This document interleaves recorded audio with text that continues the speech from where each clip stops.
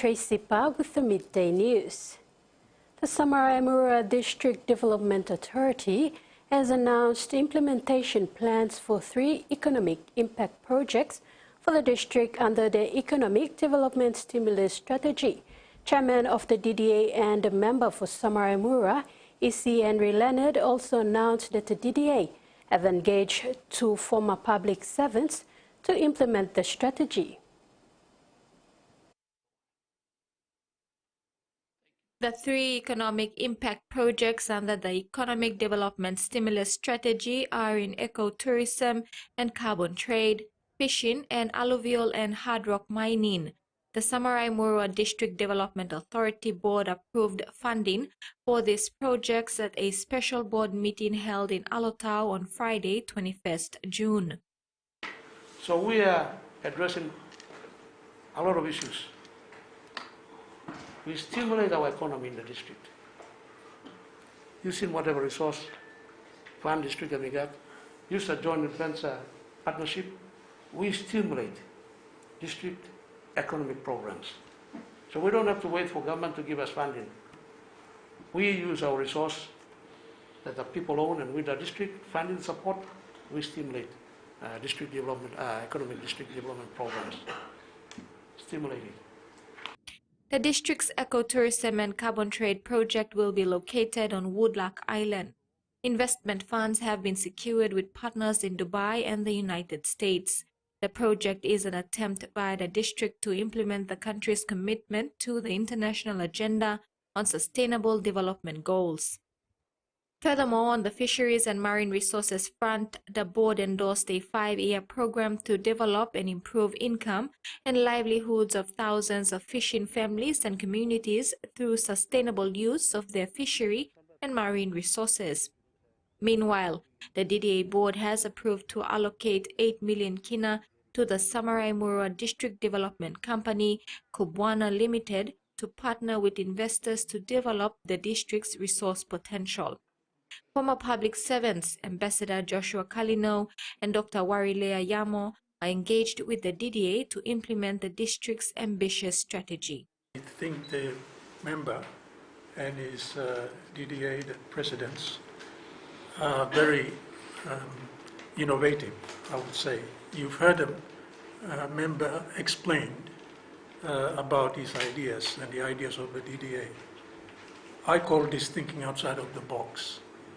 And the members sometimes talk to me about it, but he didn't mention it, but he's a very strong promoter of thinking outside of the box. So I'm excited to be part of his team. In order to facilitate the implementation of the stimulus strategy, the DDA board has approved funds to rehabilitate basic infrastructure facilities at Misima, the district capital. This includes the airport regrading and upgrade program. Maricela Kelaton, TVWAN News. Furthermore, MP Leonard announced that funding of 1.7 million kina from the district to be allocated to Mama Bank for the district's tourism fees assistance program. Since 2008, the district has been assisting children of the district pay their way through various tertiary level institutions, ensuring they have one less obstacle on the road to achieve their dreams. Your people. You must train the next generation. They must be skilled, they must be knowledgeable, and they must be equipped with the experience and knowledge that they will now use to bring development in the respective LOGs and their wards. So for me, I put that as priority since day one. And we have been paying full, 100% school fees. We are willing to partner with anyone. We have an idea that you want us to partner with. Because we believe in partnership in most of our engagement with DDAs, provincial governments, NGOs, and social, those guys were involved with social sectors. With the inception of the new Court of Appeal that is pending legislation before its implementation, there is a bigger need to recruit and at the same time train legal office holders who will be running the court. Secretary for the National Judicial Staff Services, Nicodemus Mosoro, said with his appointment he has plans in place to ensure legal official holders are given proper training to run the court. Component of the 3 levels of court. So now we have the National Court and the Supreme Court already. How many more staff do we need in terms of training them and all that? Because this is a new court system. Not only the staff, but the court users, the lawyers, the practitioners, the probation officers, the parole officers, the whole works. In regional news, one of the largest potential projects in the Northern Territory has received a key environmental approval, but despite that step, the Sun Cable solar project may never actually be completed. Solar energy project seeing some light at the end of the tunnel. The principal environmental approval is an absolutely huge milestone for the project. It enables the project to progress. The Sun Cable project today received a green tick for its project near Elliot to build a 12,000 hectare solar farm to help power Darwin and then Singapore. Sun Cable bullish about the prospect that their big idea could soon become a reality. We are one of the largest projects under development in the world, and the supply of this green electricity to customers in Middle Arm and Singapore is, it's world leading. One of Sun Cable's customers in the Middle Arm Industrial Precinct has drawn criticism for the potential use of petrochemicals in its operations. The government today rubbishing claims that Sun Cable is greenwashing. We will make sure that all proponents, whether they're at Middle Arm or in Tennant Creek or in Alice Springs, all go through the right processes, as has Sun Cable. I completely reject that assertion that we're greenwashing. Sun Cable still has a number of hurdles to overcome, among them garnering enough financial support to actually get their project off the ground.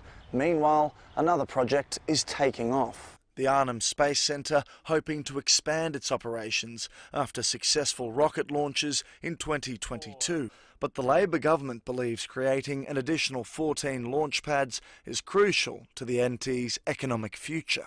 It's exciting to see, but they've got to make sure that they do this right and that they address any environmental concerns that might come up during that process.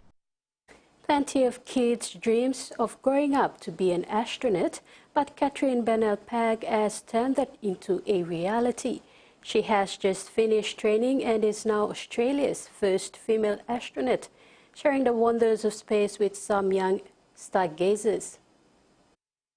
Becoming an astronaut is the best journey you could These wide-eyed would-be space explorers had plenty of questions for a real-life astronaut. Do you know what's on the other side of the moon? Who was your biggest inspiration? What would be the plan if you encountered aliens? I would hope that they're friendly so I can give them a high five and ask them about their trip to get to the moon. There was even a request for a moonwalk.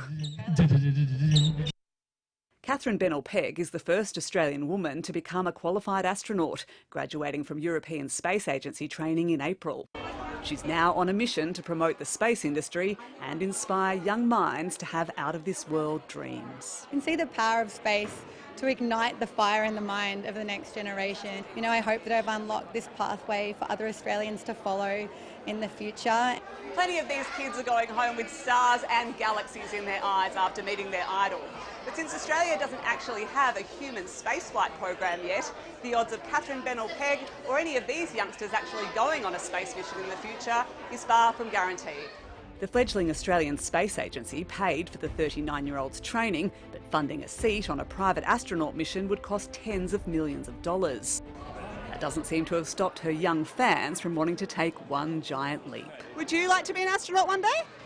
Yeah. I'm very intrigued in science and chemistry.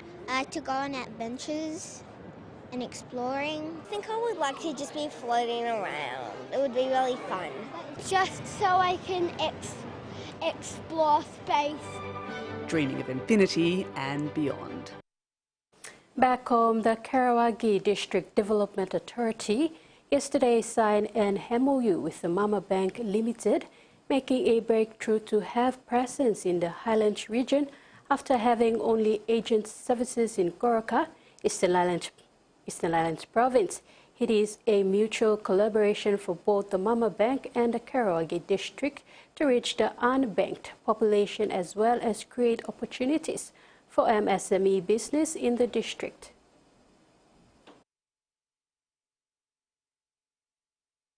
Director for Mama Bank Limited, Noel Noriku, was pleased about the advancement of the bank's move into the Highlands.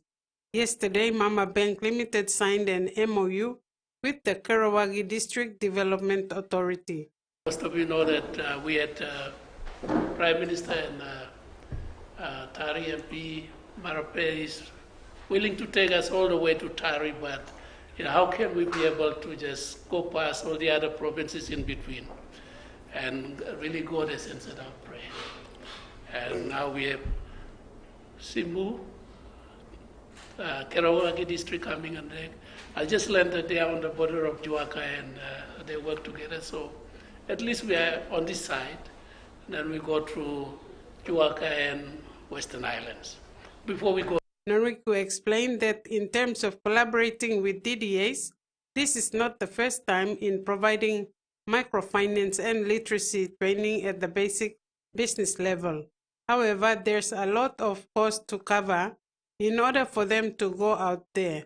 So with Karawagi DDA coming on board, it is indeed a welcome gesture. We will provide a normal banking, but as much as possible, we would like to make impact into the rural area, the village population, where they must enjoy the banking services. It's a one-sided activity whereby the customers go, stand in the queue. You know all the stories about the banks. Most of us are bankers, so we are customers to a bank. And so to partner and to work through the process, learning from each other's weaknesses, strengths, and taking on from there is the way forward. Meanwhile, the member for Karawagi expressed that though there are the commercial banks as well as the National Development Bank, their way of doing business are not always customer-friendly or conducive to the rural unbanked people. So it's not that we are going away from them, but we are trying to to find a way to get an institution like Mambeng or some credit facility where it's going to be customer friendly, so that they can able to do business. Now, small people can able to find easy access to business. Mr. Sione committed 1 million kina to assist in the establishment of the Mama Bank in the district. The DDA also committed to allocating space for the bank to start on its activities. Frida Kana, TVWAN News. In sports, Coca-Cola in Papua New Guinea is thrilled to announce the new partnership with the Papua New Guinea Rugby Football League as the executive beverage partner for the National Rugby League competition. Since it's already midway through the season, Coca-Cola is pleased to commit 500,000 kina. The partnership begins with a one-year agreement with the potential for future extensions. The formal announcement of the Coca-Cola and Papua New Guinea Rugby Football League partnership took place at the Santos National Football Stadium on Friday, July 12th. It was attended by Coca-Cola PNG Sales and Commercial Director Tim Solly, PNG RFL Independent Director Lorna McPherson, and PNG RFL General Manager Pathway and Performance Tony Archer. Coca-Cola is making a big comeback to Rugby League with the latest announcement of its renewed partnership with the PNG NRLC. Mr. Solly said Coca-Cola is excited to be back partnering with the PNG RFL.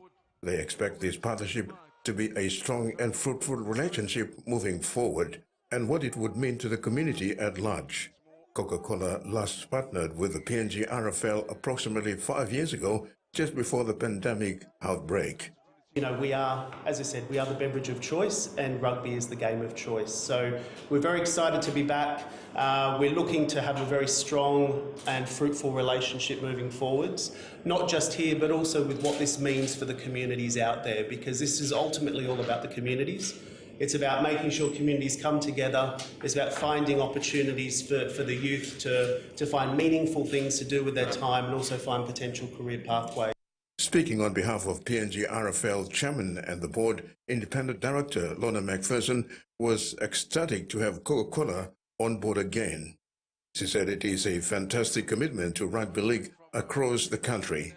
She said Coca-Cola's initial commitment of 500,000 kina is a testament to that commitment, adding more value and excitement to our game. Today marks the start of a really long and a very strong partnership. You know, it's about working together for the communities. It's about making sure that we really bring rugby league and develop it. We need to do more and more. There's so many exciting things across all the different streams in rugby across the country, all happening at this one time as well. The Judicial ExxonMobil Cup is just one of the exciting things that are going on. And that's what today, you know, you've came on board, you've realised it's very much a grassroots competition. Yeah. And that's what's so important to us all as well today. So in his welcome remarks, PNG RFL Manager Pathway and Performance Tony Archer said he hopes this partnership will see rugby league heading in the right direction in Papua New Guinea, including being a vehicle for unifying this country. The trajectory that we're going to take it in the next few years is a wonderful opportunity to draw everyone together and use rugby league as a vehicle for unifying this country, providing the qualities that we see to make everyone better for being connected with rugby league. So, Terry Longwood, TV1 Sports. This ends the midday news. Join us at 6 for more.